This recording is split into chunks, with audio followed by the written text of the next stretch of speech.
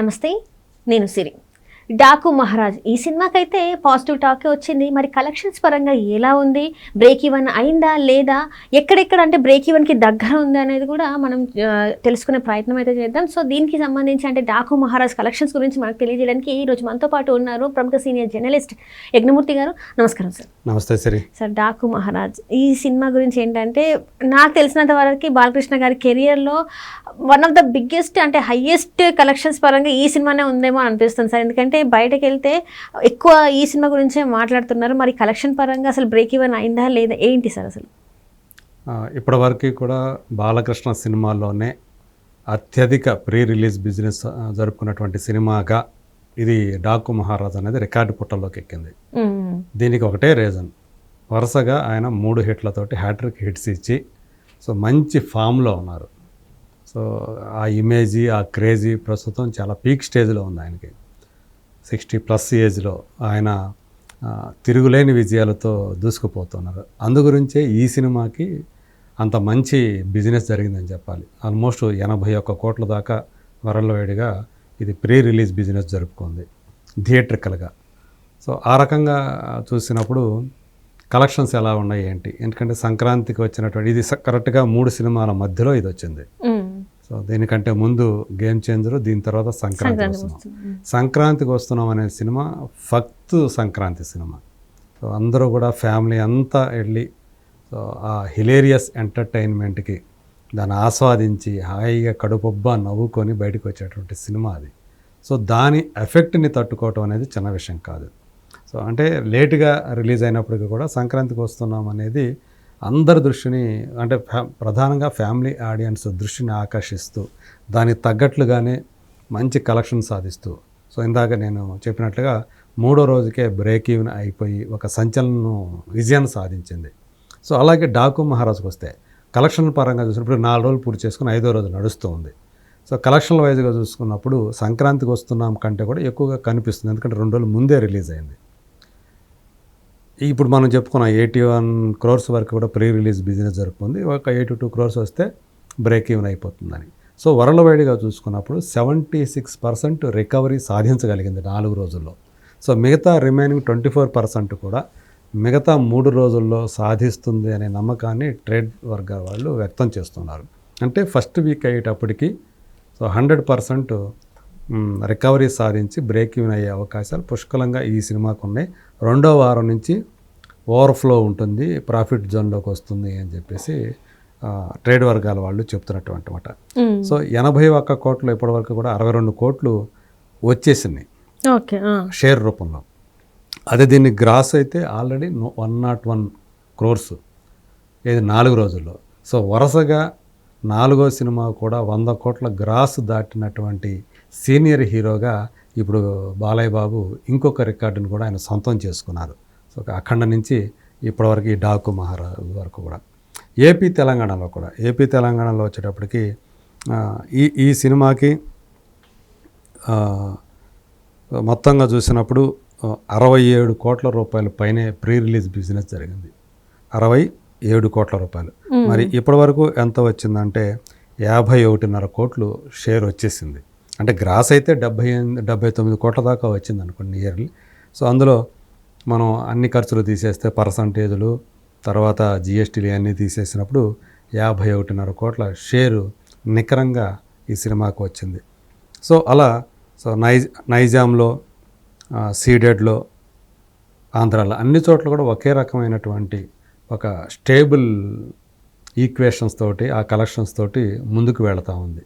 So ఖచ్చితంగా ఇది break even అవుతుంది. ఎవరైతే కొనుక్కున్నారో దీని మీద పెట్టుబడి పెట్టారో వాళ్ళందరికీ కూడా ఈ సినిమా లాభాలు తీసుకొస్తుందని చెప్పేసి ట్రేడ్ వర్గాల వాళ్ళు చెబుతున్నటువంటి మాట.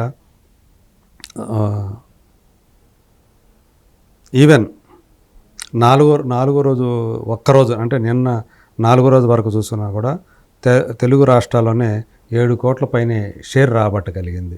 సో అట్లా మొత్తంగా చూసుకుంటే మంచి కలెక్షన్స్ తోటే ముందుకి వెళుతూ ఉంది. ఓవర్సీస్లో కూడా కర్ణాటకలో కూడా బ్రేక్ ఈవెన్కి చాలా దగ్గరలో ఉంది. ఓవర్సీస్ అయితే బ్రేక్ ఈవెన్కి ఈ రోజుతో బ్రేక్ ఈవెన్ అయిపోయే అవకాశాలు స్పష్టంగా కనిపిస్తుంది 5వ రోజు. అలాగే కర్ణాటకలో చూసినప్పుడు ఫస్ట్ వీక్ లోపల అయిపోతుంది. తెలంగాణలో తప్పితే మిగతా చోట్ల త్వరగా అన్నిటికంటే త్వరగా బ్రేక్ ఈవెన్ అయ్యే అవకాశాలు కనిపిస్తూ ఉన్నాయి. తెలంగాణలో ఒకరోజు అటు ఇటుగా అక్కడ కూడా బ్రేక్ ఈవెన్ అవుతుంది ప్రస్తుతం ఉన్నటువంటి ట్రెండ్. అది చూస్తూ ఉంటే మనం ఇదివరకే చెప్పుకున్నాం ట్రెండ్ ఎలా ఉంది, మాస్ పాకెట్లు ఎలా ఉంది, అర్బన్ సెంటర్స్లో ఎలా ఉందో చెప్పుకున్నాం.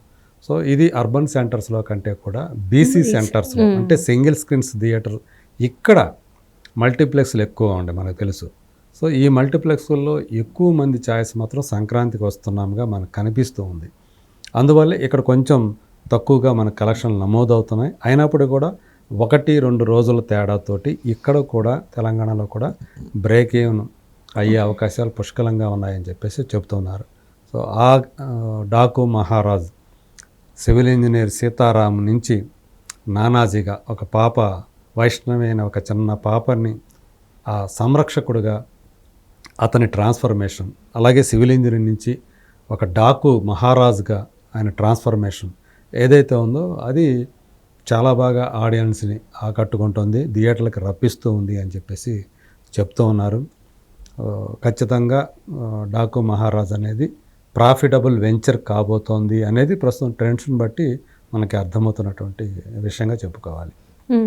సరే, అంటే ఇప్పటివరకు చూసుకున్నట్టయితే సార్, అంటే బ్రేక్ ఈవెన్ అంటే ఇంత తొందరగా మీరు చెప్పారు తెలంగాణలో అవ్వట్లేదు అంటే జస్ట్ అంటే సింగిల్ స్క్రీన్స్లలోనే అవుతుంది అని చెప్పేసి అన్నారు. అంటే ఎందుకు సార్ ఇక్కడ మాత్రం ఎందుకు కొంచెం తక్కువ ఉంది అంటారు? ఇక్కడ అంటే సంక్రాంతికి వస్తున్నామని ఎక్కువ థియేటర్స్ని ఆక్యుపై చేసింది అంటారా, ఏంటంటారు? అదే అంటే మాస్ ఆడియన్స్ని మాస్ ఆడియన్స్ని డాకు మహారాజ్ అట్రాక్ట్ చేస్తూ ఉంటే క్లాస్ ఆడియన్స్ని, ఫ్యామిలీ ఆడియన్స్ని సంక్రాంతికి వస్తున్నాం అట్రాక్ట్ చేస్తూ ఉంది. అది కంటెంట్లో ఉన్నటువంటి విషయం అది. అందుకని నేను ఇదివరకు కూడా చెప్పాను, ఇది నార్త్లో రిలీజ్ చేస్తే అక్కడ రూరల్ పాకెట్స్లో కూడా పుష్ప 2 అనేది రూరల్ ఏరియాలో కూడా బీభత్సంగా హిట్ అయింది. అలాంటి పొటెన్షియాలిటీ ఈ సినిమా కూడా ఉంది, దీనికి ఉన్నటువంటి కంటెంట్. అందువల్ల నార్త్లో కూడా దీన్ని రిలీజ్ చేస్తే అక్కడ కూడా మంచి ప్రాఫిటబుల్ వెంచర్ అవుతుంది రూరల్ పాకెట్స్లో అని చెప్పేసి నేను చెప్పాను. నైజాంలో యాక్చువల్గా దీనికి 17.5 కోట్ల రూపాయలు బిజినెస్ అయింది, ప్రీ రిలీజ్ బిజినెస్. దాని వాల్యూ అనుకుంటే ఇప్పటి వరకు వచ్చింది 11,70,00,000 పైనే షేర్ వచ్చింది. అంటే ఆల్మోస్ట్ ఇంకా 6 కోట్ల రూపాయలు రావాల్సింది. సో దీనికి కొంత టైం తీసుకుంటుంది. సో అదొక్కటే లేట్ అవుతుంది. సో మిగతా చూసుకుంటే ఇప్పుడు సీడెడ్ అంటే రాయలసీమ చూసుకుందాం. రాయలసీమలో 15.5 కోట్ల రూపాయలు అని చెప్పేసి అంచనా వేశారు దీని ప్రీ బిజినెస్ వాల్యూ. ఇప్పటికీ ఆల్రెడీ 10 కోట్ల రూపాయల దాకా వచ్చేసినాయి. సో ఇంకొక 5 కోట్ల రూపాయలు వచ్చేస్తే అక్కడ కూడా బ్రేక్ ఈవెన్ అయిపోతుంది. ఆంధ్రాలో వచ్చేటప్పటికి ఇప్పటి వరకు వచ్చినటువంటి షేరు ఆల్మోస్ట్ 30 కోట్ల రూపాయల షేర్ వచ్చింది. అక్కడ మరి బిజినెస్ ఎంత అయిందా అంటే 34 కోట్ల చిల్లర అయింది. అంటే ఇంకొక 4.5 కోట్లు వచ్చినాయి అనుకోండి, అక్కడ బ్రేక్ ఈవెన్ అయిపోతుంది. అంటే 1-2 ఒక తెలంగాణలో మాత్రమే 6 ఎక్కువ ఉంది, మిగతా చోట్ల అయితే కొంచెం తక్కువనే ఉందని చెప్పుకోవాలి మనం. రావాల్సింది అవును, అంటే కొంచెం లేట్ అవుతుంది కానీ బ్రేక్ ఈవెన్ అవుతుంది అనే నమ్మకం మాత్రం ట్రేడ్ వర్గాల్లో ఉంది. ఓవరాల్గా చూసినప్పుడు వరల్డ్ వైడ్గా చూసుకున్నప్పుడు ముందుగానే అయిపోతుంది. ఎందుకంటే దీంట్లో ఓవర్సీస్కి వచ్చేటప్పటికి ఇప్పటికే 7 కోట్ల పైనే వచ్చింది. యాక్చువల్గా మనకు 8 కోట్లే అక్కడ బిజినెస్, అంటే జస్ట్ 1 crore దూరంలోనే ఉంది ఓవర్సీస్. అందుకని ముందు అక్కడ బ్రేక్ ఈవెన్ అన్నిటికంటే ముందు ఓవర్సీస్లో కాబోతుంది. అది ఈ రోజే అయిపోయే అవకాశాలు ఉన్నాయని కూడా నేను చెప్తూ ఉన్నాను ఈ 5వ రోజు. సో అట్లాగే కర్ణాటక, రెస్ట్ ఆఫ్ ఇండియా చూసుకుంటే 5,40,00,000 రూపాయలని అంచనా pre release business value. So ఈ 5,40,00,000 గాను ఇప్పటికి ఆల్రెడీ 3,35,00,000 వచ్చేసింది 4 రోజుల్లో. ఇంకో 2 కోట్ల చిల్లర రావాలి. అది కూడా వచ్చేసే అవకాశాలు ఉన్నాయి అని చెప్పేసి ట్రేడ్ వర్గాలు చెప్తున్నటువంటి మాట. Right, thank you so much sir. Thank you.